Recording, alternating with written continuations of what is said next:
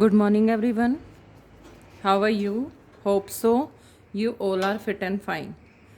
And you know that our second chapter of geography is going on, and this is the third video of this chapter.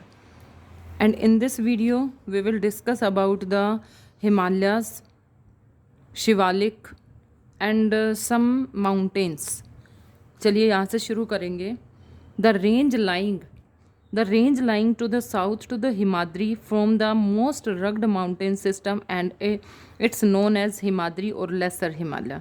तो ये हिमाद्री और lesser Himalaya के नाम से जानी जाती है. एक बार इसको थोड़ा सा पढ़ लेंगे, फिर आप इसको मैप के द्वारा हम समझेंगे. The ranges are mainly composed of highly compressed and altered rocks. The altitude varies between 3,700 and 4,500 meters and the average width of 50 kilometer, while the Pir Panjal ranges forms the longest and the most important ranges. Dholadhar and the Mahabharata ranges are also prominent ones. The range consists of the famous valley of Kashmir. The Kangra and Kullu valley is Himachal Pradesh. This region is well known as a hill stations. चलिए, इतने सारे hill stations के बारे में हमने पढ़ा. इसको थोड़ा सा मैप पे देखते हैं हम. मैप के द्वारा इसको कैसे समझा जा सकता है. अभी हमने लेसर हिमालयाज़ के बारे में बात की. लेसर हिमालय यानी जो हिमाचल है उसको हम लेसर हिमालय के नाम से भी जानते हैं. हमने मैप में यहाँ जानते हैं यहाँ हिमाचल है. तो काफ़ी सारी रेंज है, उन रेंज के बारे में भी इसमें थोड़ा सा देखेंगे. ये हिमालय का जो पार्ट है, यहाँ शिवालिक आप देख रहे हैं, जस्कर रेंज है, लद्दाख है, कैलाश रेंज है, और इसके बाद जो पीर पंजाल रेंज के बारे में भी हमने पढ़ा था. तो पीर पंजाल आप इसको मैप में भी फिल करेंगे कि कौन सी रेंज कहाँ पर पाई जाती है. जस्कर रेंज आप यहाँ पर देख रहे हो, ये अलग अलग, यानी पूरा का पूरा जो पार्ट हम देखते हैं ये किस में आता है, ये हिमालय का ही पार्ट है. आगे देखिए Shivalik. The other most important range of the Himalaya is called Shivalik. The extent over the width is 10 to 50 kilometers and have a altitude varying between 900 and 1100 meters. These ranges are composed to the unconstellated sediments brought down by the rivers from the main Himalayas range located further north. ये किस तरह से इनका निर्माण हुआ है, यानी नदियों के द्वारा हिमालय के जो सेडिमेंट्स हैं वो बहाकर नीचे लाए गए. These valleys are covered with thick gravel and alluvial. The longitudinal valley lying between lesser Himalayas and the Shivalik are known as dunes. Dehradun आपने पढ़ा होगा कहाँ पर है, कोटली दून एंड द पाटली दून. ये 3 टाइप्स की दून पूछ लेते हैं कि जो तीनों दून हैं वो कहाँ पर हैं और क्या क्या उनके नाम हैं. तो इनको आप अच्छे से याद करेंगे. Are some of the well known Doons. आपने शिवालिक और ये चंडीगढ़ वगैरह यहाँ के बारे में भी सुना होगा, पहाड़ियाँ हैं यहाँ पर. Beside the longitudinal division the Himalayas have been divided in the basic of region from west to east. West से लेकर ईस्ट की तरफ भी हिमालय का डिवीज़न है. These divisions have been demarcated by rivers valleys. For example, the part of Himalayas lying between Indus and Satluj have been traditionally known as Punjab Himalaya. यानी पंजाब जहाँ पर है, यहाँ पर हमने मैप में भी देखा है, पंजाब का जो इलाका है ये यहाँ पर पंजाब आता है. पंजाब में जो इंडस रिवर सिस्टम यहाँ से जाता है और उसमें और उसके अलावा जो पंजाब का जो भाग है, सतलुज है, वहाँ पर इंडस रिवर सिस्टम है, उसको पंजाब हिमालय के नाम से जाना जाता है. Kashmir, but it is also known regionally as Kashmir and Himachal Himalayas from west to east respectively.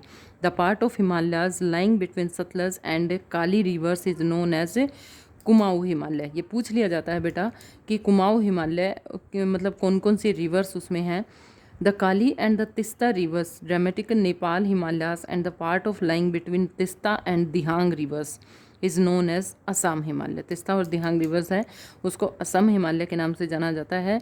There are regional names also of these broad categories. Find out some regional name of the Himalaya. यानी जहाँ जहाँ पर हिमालय पर्वत है वहाँ पर उसको उसके रीजनल नाम के, यानी जो जो क्षेत्र जिस क्षेत्र में भी आता है उसी क्षेत्र के रीजनल नाम से भी उसको जाना जाता है. The Brahmaputra marks the easternmost boundary of the Himalayas. Beyond the Dihang Gorge, the Himalaya bend sharply to the south and spread along the eastern boundary of India. They are known as the Purvanchal और the eastern hills of mountains. यानी पूर्वांचल भारत किसको कहते हैं? ये जो इधर की ये जो 7 सिस्टर्स आ जाते हैं, ये सारा का सारा पूर्वांचल भारत के नाम से भी जाना जाता है। They are known as Purvanchal or the Eastern Hills and Mountains. These hills running through the northeastern states are mostly composed of strong sandstones, which are sedimentary rocks covered with dense forest. They mostly run as parallel ranges and valleys. The Purvanchal comprises, यानी पूर्वांचल हिमालय में क्या क्या है, किस तरह से उसको जाना जाता है, किस टाइप की रॉक्स है वहाँ पर। Patkai hills and Naga hills and the Manipur hills and the Mizo hills. यानी जितने भी उधर के जो इलाके हैं, नागालैंड है, मणिपुर है, मिज़ोरम है, उनको उनकी हिल्स के नाम से भी जाना जाता है। तो यहाँ पर हमने हमारा हिमालयाज़ के बारे में कंप्लीट किया है। अब आते हैं हमारे northern plains and we all know about them very very. हम उसको बहुत अच्छे से जानते हैं हिमालय, क्योंकि हम रहते ही वहीं हैं और नॉर्दर्न प्लेन के बारे में अच्छे से जानते हुए इसको थोड़ा सा पढ़ेंगे। The northern plain have been formed by the interplay of 3 major river system namely. पूछ लिया जाता है बेटा कि जो नॉर्दर्न प्लेन है वो 3 मेन रिवर सिस्टम्स हैं, वो कौन कौन से मिलकर बना है? तो उनके नाम है Indus, Ganga and Brahmaputra, along with their tributaries. Tributaries होती हैं सहायक नदियाँ। This plain is form of alluvial soil. Alluvial soil का उसमें सबसे ज़्यादा डिपोजिशन है, क्योंकि नदियाँ जब गंगा उधर से हिमालय से बहती हुई आती हैं तो ये अपने साथ जो मिट्टी लाती हैं वो एल्यूवियल सॉइल के नाम से जानी जाती है। This is very fertile soil. The deposition of alluvial soil is vast basin lying on the foothills of the Himalayas over million of years. Million of year से वहाँ पर उसको जमा किया जा रहा है हिमालय पर, हिमालय के द्वारा, नदियों के द्वारा। formed this the plain very fertile. It spread over the area of 7 lakh square kilometer. The plain being about 2,400 kilometer long and 240 to 320 kilometer broad. It is densely populated, psychologically, physiographic division with a rich soil cover combined with the adequate water supply and favorable climate. It is agriculturally a productive part of India. अब इस plane को बहुत अच्छे से मतलब जाना जाता है, क्योंकि बहुत ज़्यादा डेंसली पॉपुलेटेड ये प्लेन है, क्योंकि बहुत ज़्यादा जनसंख्या यहाँ पर निवास करती है। क्यों निवास करती है? एक तो प्लेन है, ऊपर से जो मिट्टी है वो बहुत ज़्यादा फर्टाइल है, जिससे अच्छे से यहाँ पर खेती होती है, और खेती जहाँ पर अच्छी होगी वो एरिया ऑटोमेटिकली डेंसली पॉपुलेटेड होगा। नॉर्दर्न प्लेन्स को आप यहाँ पर देख सकते हैं।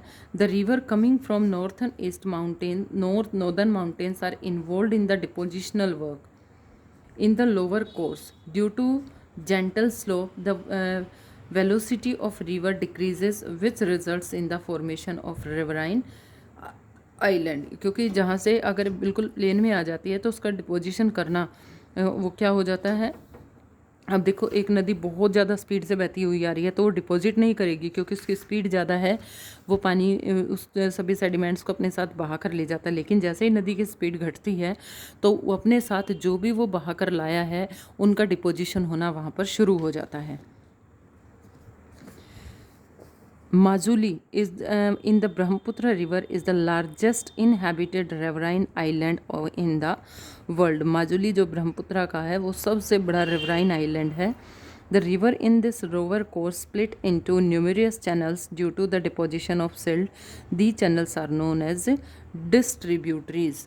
यानी एक तो ट्रिब्यूटरीज होती हैं और आगे चलकर वो ट्रिब्यूटरीज भी अलग अलग भागों में डिवाइड हो जाती हैं। The northern plain is broadly divided into 3 sections. 3 sections में उसको बांटा गया है। कौन कौन से? The western part of the northern plain is referred as to the Punjab plains. Western part को पंजाब प्लेन्स के नाम से जाना है। Formed by the Indus and the tributaries. The larger part of the plain is lies in Pakistan. The Indus and its tributaries and Jhelum, the Chenab, the Ravi, the Beas and the Satluj।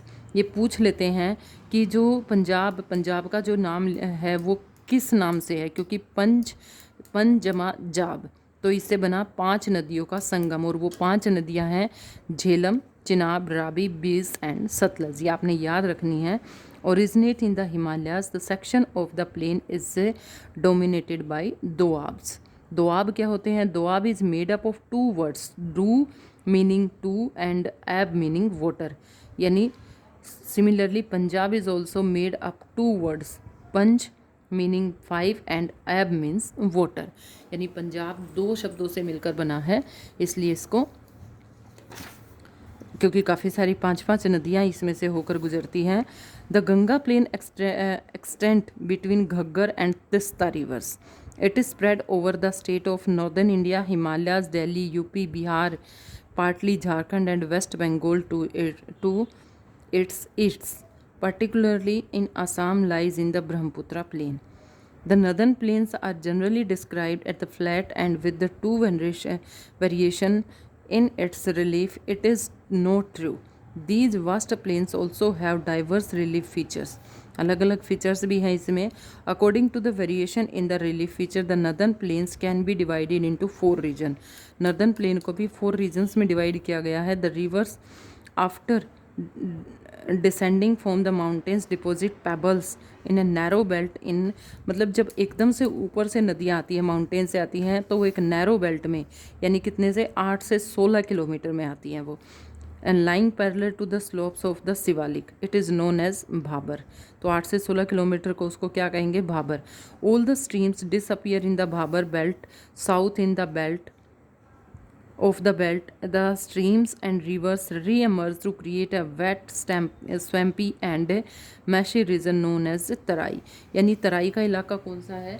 जो reason काफ़ी सारा, जिसमें moisture ज़्यादा रहता है और swampy सा होता है, तो उसको तराई का रीजन बोलते हैं। This is the thickly forested region full of a wild life, यानी काफ़ी सारी वाइल्ड लाइफ है। The forest have been created to create agricultural land and to settle migrants from Pakistan after partition. Locate Dudhwa national park in this region. तो काफ़ी सारे national parks भी यहाँ पर है। The largest part of the northern plain is formed of older alluvial. It lies above the flood plains of the rivers and present a terrace like feature. This part is known as बांगर।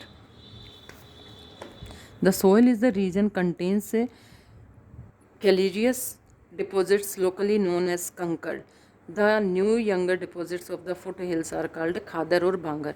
यानी नीचे हमने बांगर के बारे में पढ़ा, यहाँ पर हमने खादर के बारे में पढ़ा। They are renewed almost every year and so are fertile, thus ideal of intensive agriculture. यानी 2 टाइप्स के बारे में पढ़ा, खादर और बांगर के बारे में।